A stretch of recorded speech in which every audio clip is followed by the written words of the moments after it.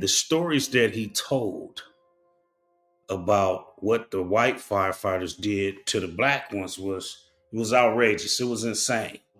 He said that the firemen would put glass from the light bulb in their boots. They would break up, crush up light bulbs, and put them in the black firefighters' boots. You know, they put their boots on and they cut their feet up.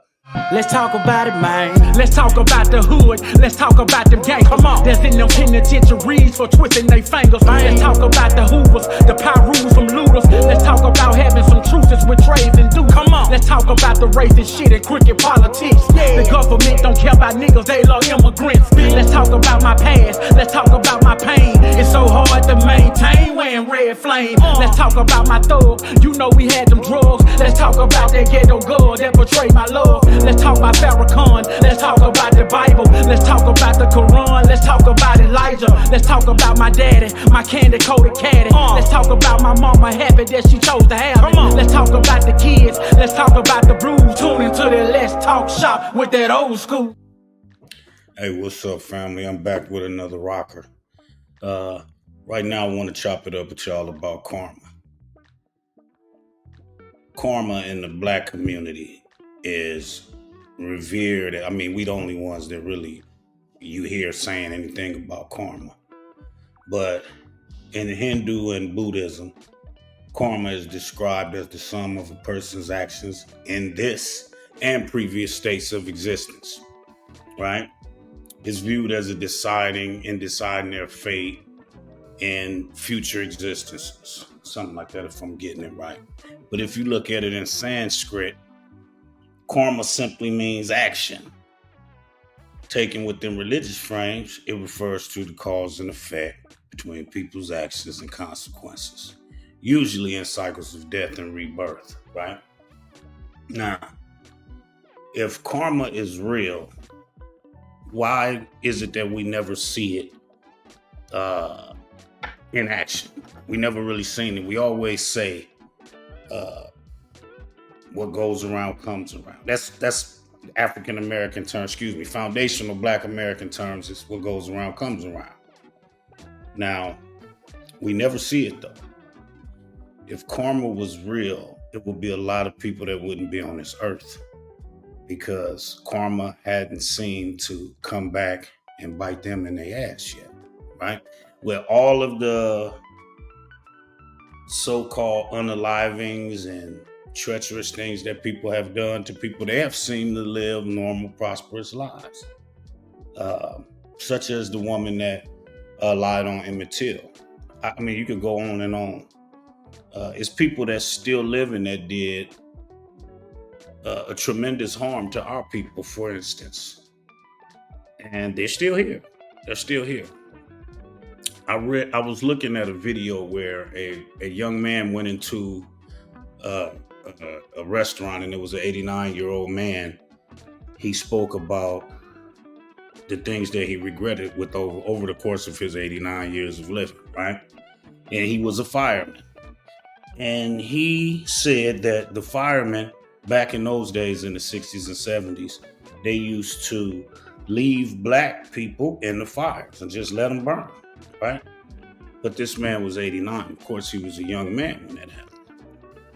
Right now, he was thinking, he should have, not have done that. But he got to live his life. Now, of course, people are going to say, well, you don't know what that man went through. He probably went through. No, it's not karma. It's not karma. See, karma, in order for karma to, if you do something to me, in order for it to be, what's the word I'm looking for? In order for it to get right with me, I got to see something done to you. I can't let you, otherwise I got to get my lick back. That's how karma works in the foundation of Black America. We got to get our lick back. We got to see that you're not doing too well. Get what goes around comes around. We need to see that. And unfortunately, we never get to see that, right? Now, by this man being in the fire service, I was in the fire service myself. And in Los Angeles, California, we had a museum. It was the African American Firefighter Museum. There was a elderly man by the name of Arnett Hartsfield. He was the first rookie, and they coined that term for him. He was forever a rookie firefighter. They never let him. They never let him, move up. He never got promotions, and he was the first African American firefighter.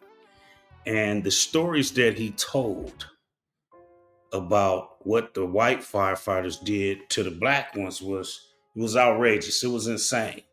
At this point, you're not even safe. I couldn't imagine that because in the fire service, we slept right next to these guys. We slept. You have to be very comfortable with someone to sleep next to them. You're at your most vulnerable point when you're asleep. So he said that the firemen would put glass from the light bulb in their boots. They would crush up light bulbs, and put them in the black firefighters' boots. And when the bell go off and they get ready to run, they put their boots on and they cut their feet up. There was another story he told. He said that one of the black firefighters came in after a run, and he was tired. He was beat. They defecated on his pillow and put it under his pillow. So when he lay down to go to sleep, it's all in his face. I mean, these were just the things that they did. And that was back in the day. But in more recent years, and you can look this up, the show Baywatch was named. It was supposed to be patterned after a black battalion. It was this black battalion chief. He had passed his test. Now, in order to get into the fire service, you had to pass the test. I think you had to have a 70 back then. But at this stage, as a chief, you had to score 80, I believe it was. And every time he passed his test every time. But every time he went to review, they never gave it. They always gave him like a 70. And if you dispute it, they'll give you an extra 5 points or something like that. It's been years, over 20 years since I told this story. But I'm still getting it right. But if you dispute the the test, they will give you an extra 5 points. It still wouldn't be enough for you to pass. So he never would move on. So on his last time taking this test, he went in and he talked to the chief. He said, I already know what it is. He said, how do you know what it is? And I don't know what it is yet. I haven't even opened it and read it yet. He said, well, sir, it's going to be a 70. I'm going to dispute it, and it's going to be a 75. It's still not going to be enough for me to get my bugles. So he opened it up, and there it was. So it turns out that chief, which was a white guy, he did some investigating.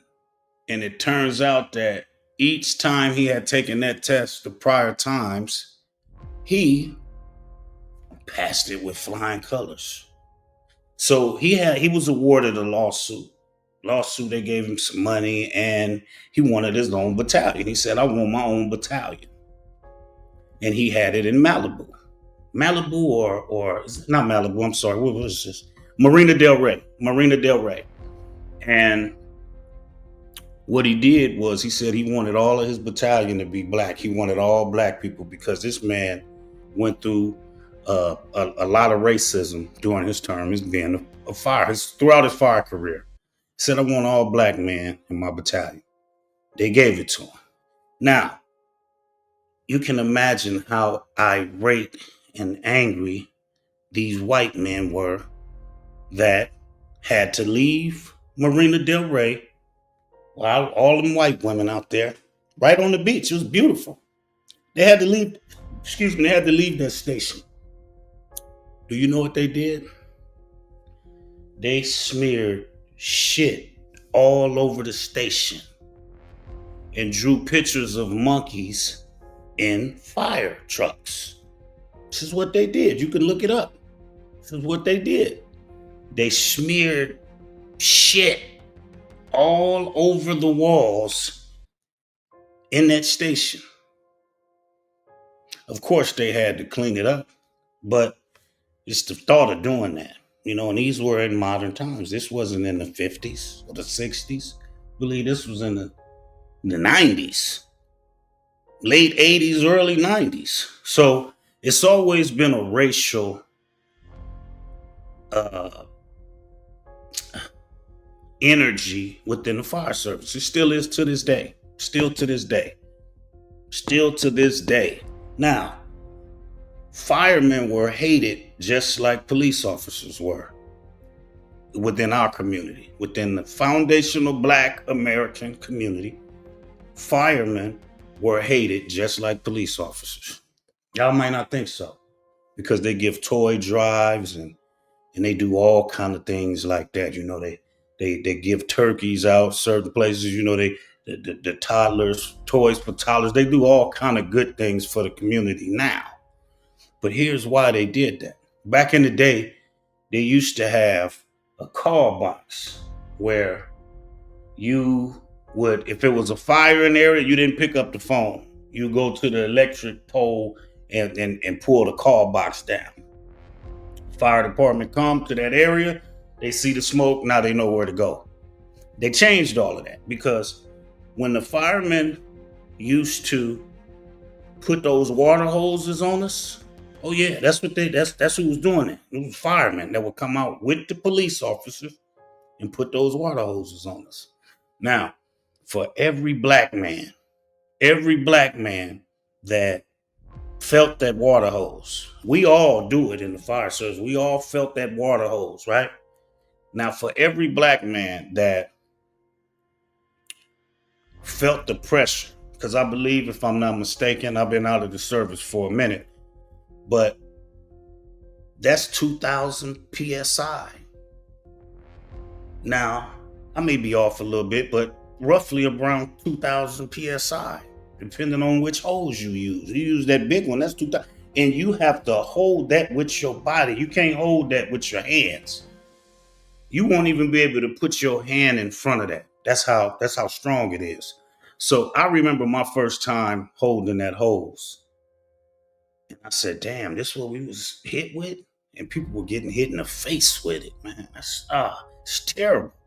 But it was a very racist organization.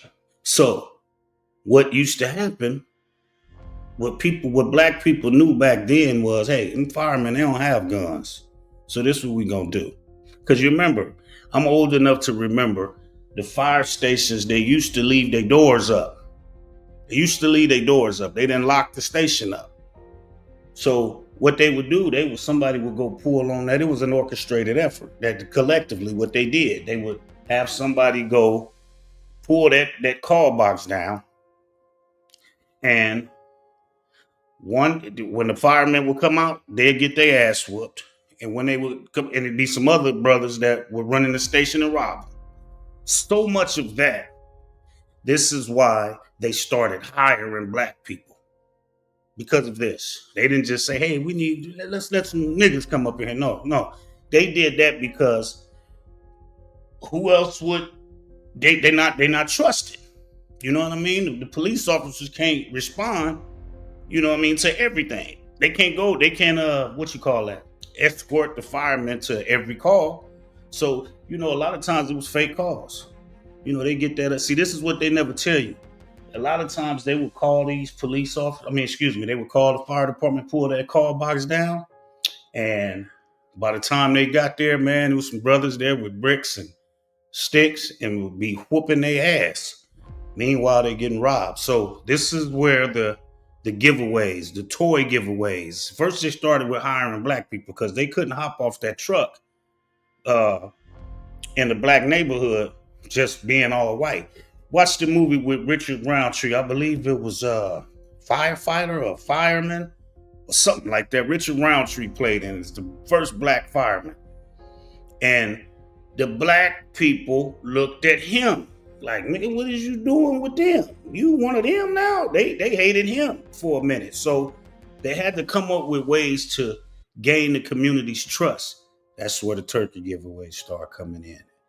That's where the toys for toddlers and the all of the good things that they would do, that's where it stemmed from. Right? Just gave y'all a little bit of game. And I was supposed to be talking about karma. But that the fireman story, I had to get that out. But it was so good I had to tell that story. But back to the karma thing, man. Out of all of that stuff I just named, where is their karma? Now, the man that said that the firemen let black babies burn, he said black babies too. I don't care if it was an adult, letting somebody burn up in a fire. That to hear the screams of burning, that's and to be able to you have to be a special kind of evil to act like you don't hear that. You got to be a special kind of evil because it's something you will never forget. Even if you tried to help someone and you failed and they died, that would work on your mental. I knew a lot of firemen that had PTSD that's still going through therapy now because of the things that we've seen. Right?